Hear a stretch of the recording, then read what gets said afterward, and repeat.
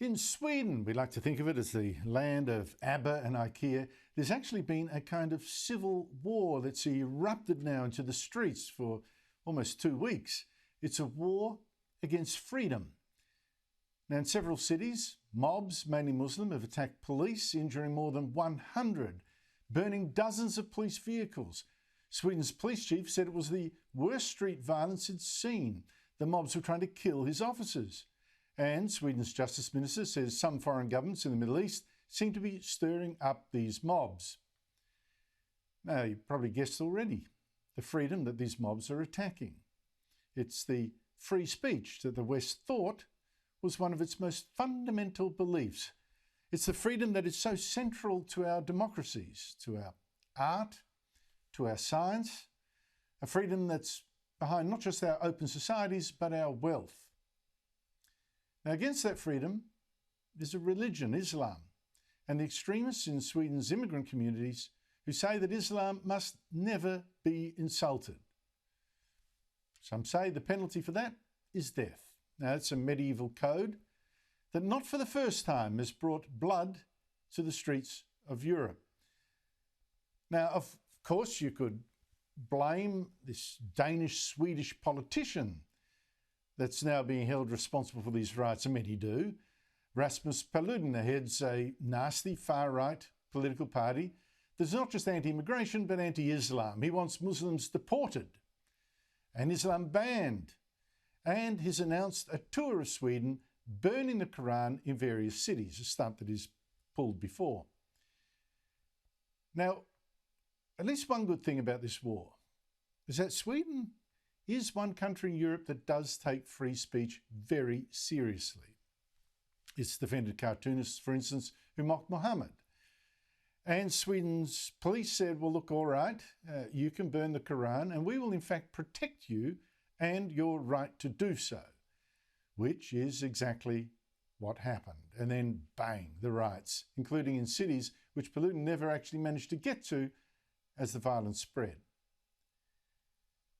Now, you might say, well, obviously, and the Swedes are idiots. You mean all this damage, all these injured police just to protect one far-right loon who's deliberately trying to offend people, just an attention seeker.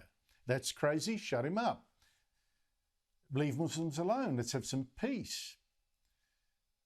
You could say that, except for two things. First, this Paludan character, he isn't the one that is smashing things. He isn't the one that's burning police cars. He's the one that's going out hurting people and trying to kill them. He's just saying bad things and symbolically burning his own book, not someone else's. And he's following the law. The others are breaking the law, he's not.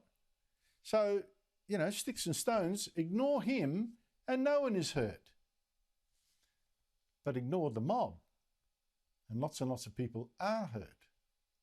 So, got to ask yourself, who's the most dangerous person in Sweden? The most dangerous people in Sweden? Is it this fringe politician or the mob that's running riot? People who choose to take offence or to hurt anyone who represents the Swedish state and defends Sweden's freedoms.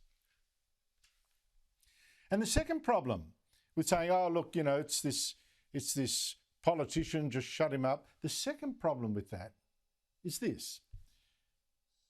Once we say, well, you can't offend someone by burning a book, where do you stop? The principle of free speech is already gone right there. And if Paludan threatened to kill people, fine, lock him up. No worries, there's not a problem with that. Debate is something we should be settling with words and votes, not violence. But burning a book? Well, how about writing a book? Is that going to be banned too? Once we start saying, oh, look, this is acceptable and this is not in terms of your freedom of speech.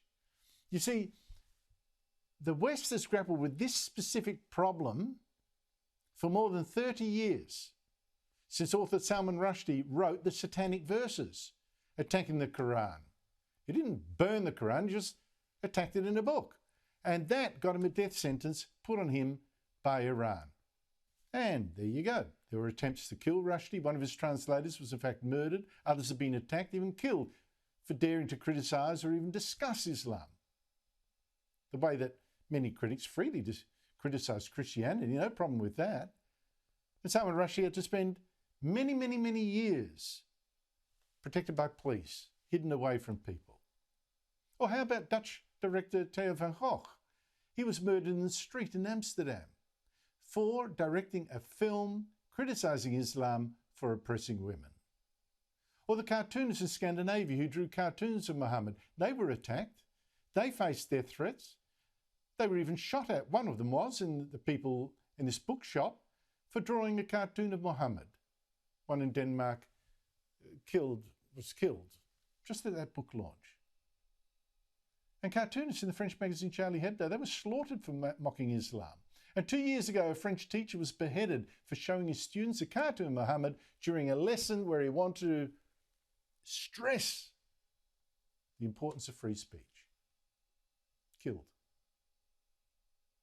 So, if we now say to this politician burning the Quran, no, you can't express yourself that way about the Quran, what do our politicians do then? Draw up a code of exactly what you can say about Islam and how? Pass a law specifically banning burning of the Quran but not of the Bible, or maybe both? Or what about the Hindu books? And where do you stop? And if you're going to get the government doing a code of what you can say about Islam and how, I bet you the answers at the end would eventually be nothing and no how. It would be a new blasphemy code for just one religion, the one that's at war with our freedom in a way that Christianity isn't. So, Putin's right to burn the Quran, that's got to trump any right, if there is even a right like this, of Muslims not to hear something that offends them. This is a Western value. Free speech. It's a Western freedom. You lose that value, you lose what it is to be the West.